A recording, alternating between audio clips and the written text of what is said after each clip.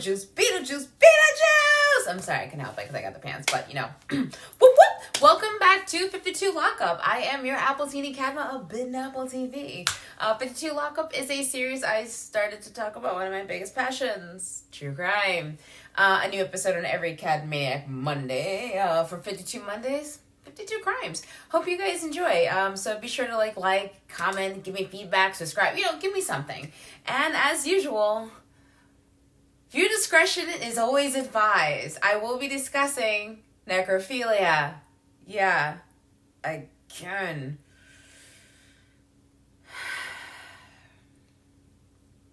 Today's story is a 2022 kind of story. Takes us to Florida. The infamous place of all the wacky stories. But today's quick story is the crime is not wacky. It's just the intentions behind it. So, you know what? Let's just kind of get into it because it gets kind of weird. So born in 2004, Logan William Smith was born. I don't have the name of his mother or his stepfather or his father, but what I do know is that his father passed away from a car crash 5 years ago. So he would have been roughly about 13 years old at that time, or 12. Now, I did look up some car crashes that happened in around 2017 in the area that he's from, where maybe he was survived by a child named Logan. And I did find a Michael David Smith who was a New Jersey native who moved to Florida, and married a woman named Victoria, had 3 kids, Logan, Colin, and Emily. But I can't confirm that that's the same exact man. So you're not going to find me putting up a photo of this particular person because I don't know if he is linked to this particular Logan. I want to confirm and stress the information on Logan and his family is very limited. And what I found focused more on the crime opposed to what honestly truly intrigues me, which is how that person came to be who they are. Now, Logan William Smith became excessively withdrawn from not only society, but also from his mother, from any of his family members. He just kept to himself. He spent much of his time diving very deep into films, particularly horror films, to learn how to kill a person. Now, these films became his ideas of, studying how to kill someone. The movies Scream. He used to, teach him how to strangle, right? This is referenced later. Logan obviously struggled deeply with his father's death, but there's very little knowledge about his relationship with his mother and his stepfather. I do question what was the home life like? What was the relationship like with his mother and his stepfather? The death of a parent is crushing, right? The death of anyone is crushing, right?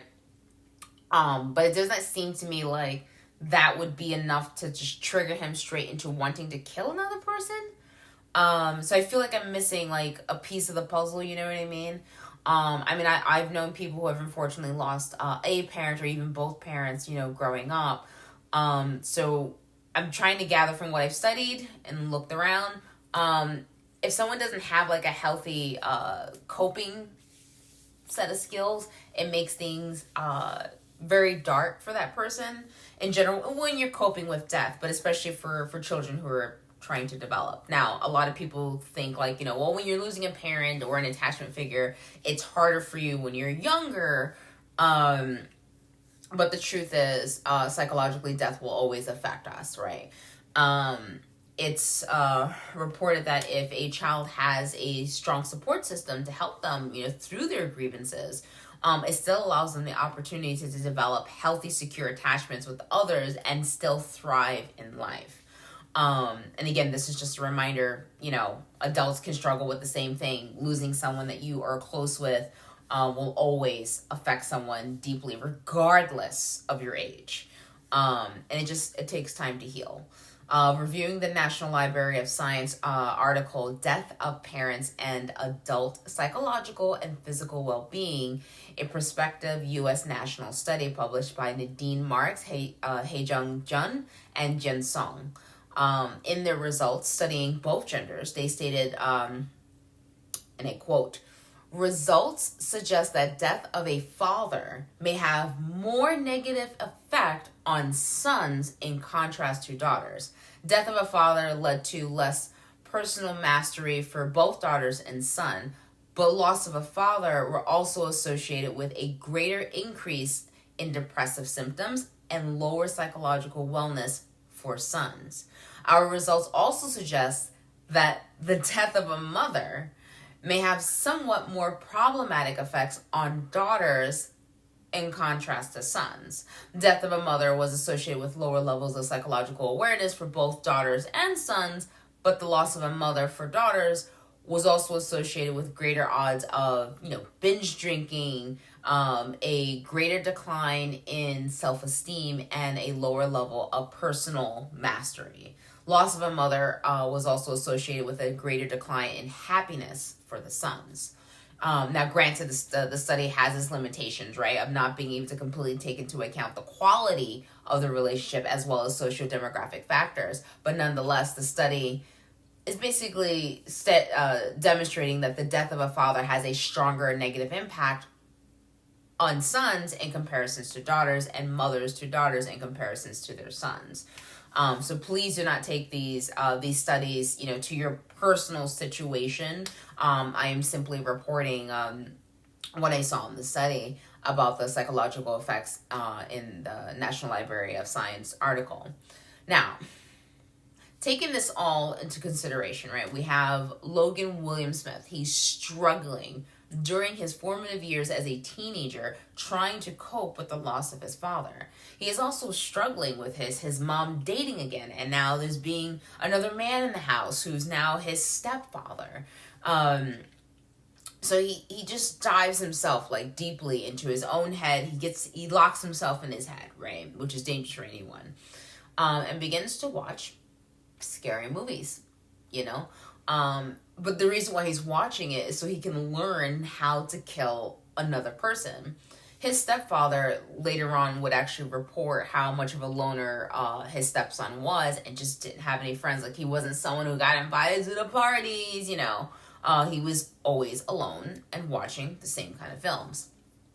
Now, Dr. David Brent and Dr. Nadine Melhem did a 10-year study, stated that their results were years after losing a parent are a high-risk period for developing depression. Our results also show that kids who have lost a parent, especially before the age of 12, are showing difficulties with daily functioning that need to be evaluated, and if necessary, treated with evidence-based interventions such as family bereavement programs, which teaches coping skills to the child and the surviving parent. Early identification and intervention are the keys to protecting children against the effects of parental loss. This seems highly applicable to Logan, right?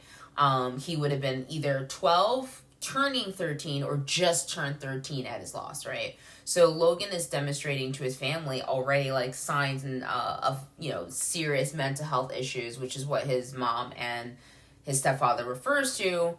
But I'm not sure how those mental health issues were handled by them, right? But I'll go on. During his struggle with, his daily skills and socializing, Logan begins to watch this man, right, who likes to jog through the area at Batavia Avenue of Cocoa, Florida for 6 weeks. Now, Logan's dark fantasies begin to flood his mind, right? He begins wondering about different techniques on how to kill someone. What would be the best method for him to try?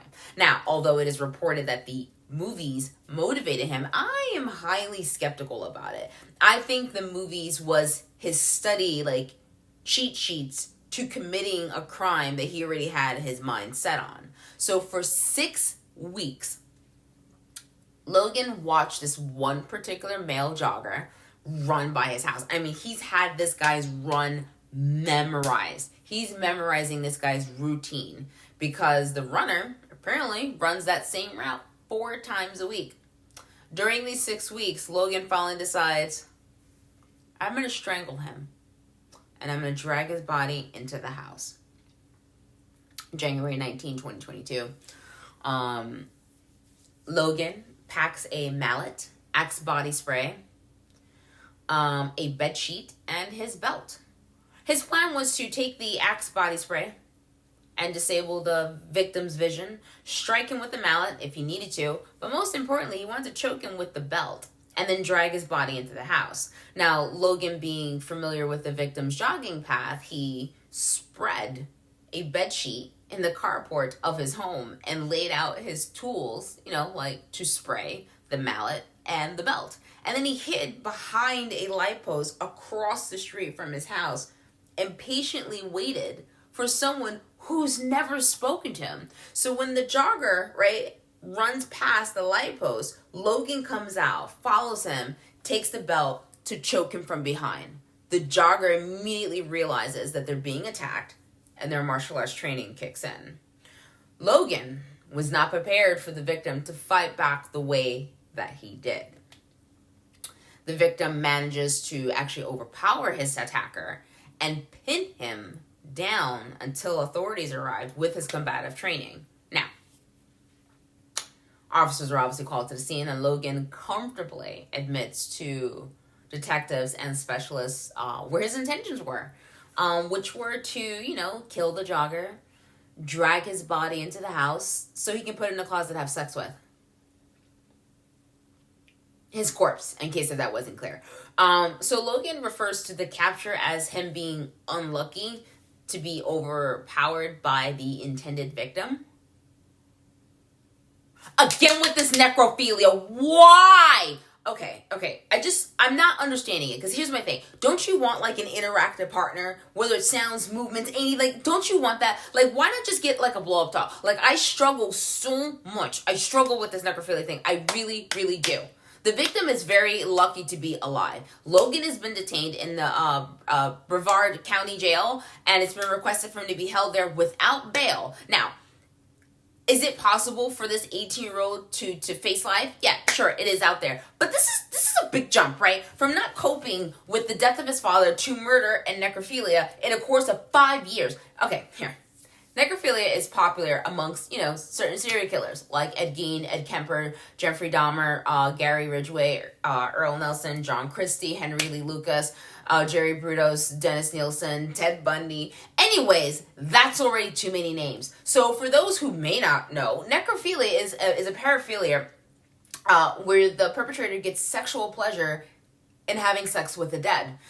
There are quite a few things that people do with the dead, apparently, like necrophagia. Phagia means to eat. Necro is dead, so eating corpses. There's even necropedophilia.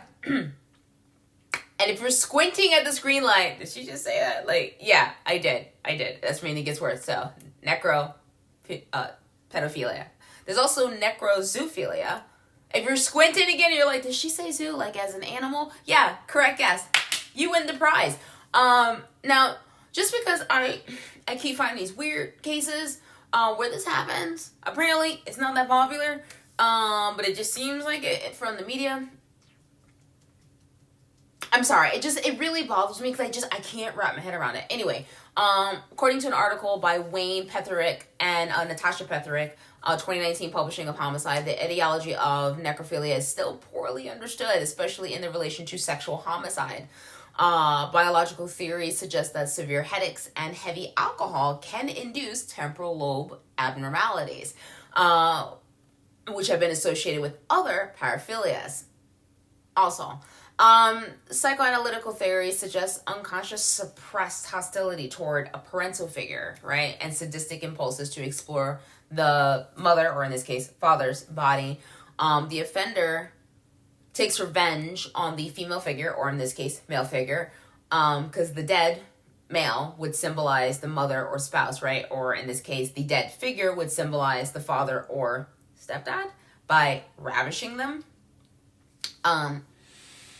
Now, thinking about what that article says, right, and about the severe headaches, maybe he had some, but the heavy alcohol inducing temporal lobe abnormalities. Now, the temporal lobe is believed to play an important role in processing effects, emotions, language, and certain aspects of visual perception. Binge drinking is associated with those grieving the loss of a parent, especially. What if Logan began drinking from a young age, and because of the loss of his father, parts of the alcohol began to eat away at the brain, right? Was the crime... I'm trying to figure out, like, was the crime against the victim supposed to be his unconscious, suppressed hostility towards his father or his stepfather? For those of you who do not want to know, I'm going to share this anyway. So let me share the fact that there are 3 apparently main types of necrophilia, which includes necrophilic homicide, regular necrophilia, and necrophilic fantasy. Our 18-year-old Logan went from necrophilic fantasy, which is obviously just fantasizing about it, right? I think it's enough of a hint. And just went straight to necrophilic homicide, which is the intent to kill the person so you can have sex with their corpse. Regular necrophilia is like thinking about it, and then you have like access, and you're like, ooh. Side note, according to a study, 92% of necrophiles are men. I know we're not surprised, but I just figured I thought I'd just mention my findings. Anyway, this 18-year-old was starting big, in a sense, and could have easily racked up his number, like UK's David Fuller, who had over 100 female corpses, including women and children, to have sex with. So he would be the necro pedophile. Right, so I'm struggling with a lot.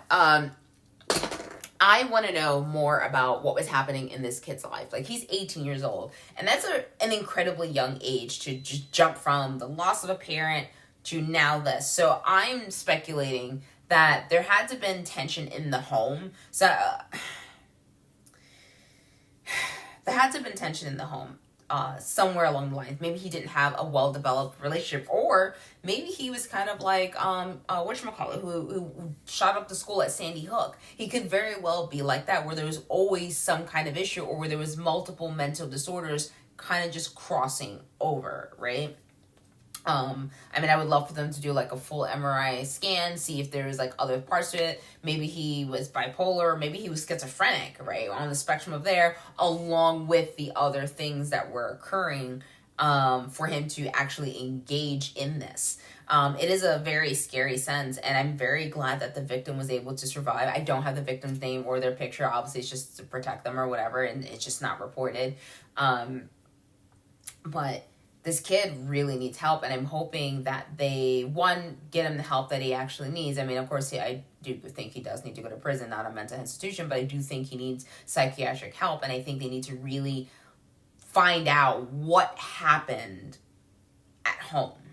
Like, what happened? Was it the fact that mom, now introduced a stepfather? Was it too soon? Was it like too soon for him to like handle that kind of situation? It's a lot, and it's really sad because he's literally just thrown away his entire life, or maybe he just wanted to because he just wasn't happy about it. And it's amazing how comfortable he was about admitting, like, yeah, no, I was gonna basically take his body, keep it in the closet, and just have sex with it. Like, to say that so casually, like that's not a sexual dysfunction. And I'm not trying to kink shame. I am, but because I'm struggling. I'm really struggling. I struggle with this. But he's 18 years old. Where is the introduction? Like, when you look at serial killers and like the psychology behind it, they find a new way to comprehend death in a highly complex way, right? And it's interesting because it makes you wonder, like, what pushed this person to think like this. I mean, there are different stages that the body begins to decompose, and I mean, between like it not being sanitary, gross, things growing in it, because I feel like if I had a penis, I probably would want to protect it and not stick it into anything that has maggots, but, men will just stick it almost into anything, but, anyways, I'm sorry, I really struggle with it. Like, there's a lot of things that I can comprehend, and then when I get to this one, I'm just like, don't see the math. Get a doll. I mean, Pamela is always available. Like, you know what I mean? Like, there's so many options. Corpses, just, I'm like, I don't think people should be having sex with animals. I think to me, that's just like, woo, no. But at least it's not dead. I mean, there's also necrozoophilia. You know what? And yes, that means the person would be having sex with a dead animal. I'm all kinds of fucked up right now because I can't wrap my head around it. And I think it's such a peculiar case. And although more than likely, I can probably see this kid ending up with like life, probably without parole, just because of the amount of work that they put into planning this particular killing. I'm curious to how this case is really going to unfold and rather additional details that come out during the case, because your brain doesn't finish developing to make like your cognitive function. That's all up here, prefrontal cortex, right? Your brain's not done until 25. So what the fuck was going on in his head and what the hell was going on in his life from 12 to 18 years old for this to come out as the solution? You know what I mean? Like, I know what I must do. I will kill the man who keeps running by my house. He's perfect to have sex with when he's unconscious and dead. Like, you know what I mean? Like, how did we get from A and just skip the entire letter and then went past Z to letters that don't even exist? Like, I just want to know. But yeah, I'm just gonna leave that right there. So Logan is still in jail, waiting for, you know, obviously the lovely schematics and the circus show that's probably going to come from all this. Waiting without bail. And again, there's anticipation that he's going to receive life. I need feedback. I need someone to leave me commentary, something, anything. Because I'm at a loss. For him to pick a stranger, you know, and again, I'm glad that he failed. You know, there are stories that some serial killers have discussed talking about, like, the one that got away. Like, they talk about it like it's a relationship, you know what I mean? And I think this kid very well easily could be turning into, who would have been the next serial killer, like, kind of catching him, like, early. And in a sense of catching them early, does that mean that we can do a proper psychological evaluation of this person and get an idea of what the signs are to look for? Not just for someone who would become a serial killer, but rather an individual who needs mental health, psychological help. If you think someone's a little unhinged, it only takes but a second just to kind of be like, "Hi, Bob. Hope you're doing good." You know, smiling and wave, smiling and nod. But if something seems much more serious than that, I don't know how to engage this, because this is weird, because it's hard to tell people, like, try to engage them if you think they might be a serial killer. Because that's really hard to say. One, that may not be everyone's comfort zone, and someone may actually come across someone who may want to hurt them just because of that, and I definitely would never want that. But I do think there are protocols. There had to have been signs while he was in high school. There had to have been signs that something was wrong, or the fact that he was too withdrawn. There's a difference between being withdrawn and you only have like a select few. Maybe you're just an introvert, you're really super shy, whatever the case may be. But he was so like pulled into himself, and he really, really reminds me of the Sandy Hook shooter, because he was doing the same thing while he was a teenager as well. I feel like the signs are very heavily there, and I just don't think, maybe they didn't have the full resources to assist him, right? There are so many avenues where this kid could have been helped, and I just don't think that they may have received the appropriate help that they should have. So, if you see something's up, you know, see something, say something. If you're not from New York City, you probably don't know that, but whatever. Yeah, you see something, say something. It can help out an individual. It could have saved this man a traumatic experience with someone literally trying to kill him because he just jogged by their house 4 times a week. And for those who are joggers, I don't know why you guys jog, because jogging for me, I'm always associated with like true crime, and I'm just like, hey, you wanna go jogging? And I'm like, I'll do a treadmill. It's cool. I can see where I'm going. I am good. But yeah, be safe out there, guys. Yeah, you just don't know what's literally waiting for you around the corner. Thank you guys so much for tuning in. Again, like, feedback, give me commentary. Let me know what you guys think of this particular crime or how I covered it. If you have any ideas, if you studied anything about necrophilia, if you're as confused and baffled as I am about necrophilia, what do you think was going on in this kid's life for him to go from one avenue down to the other avenue? Give me some feedback, and I hope you guys have enjoyed.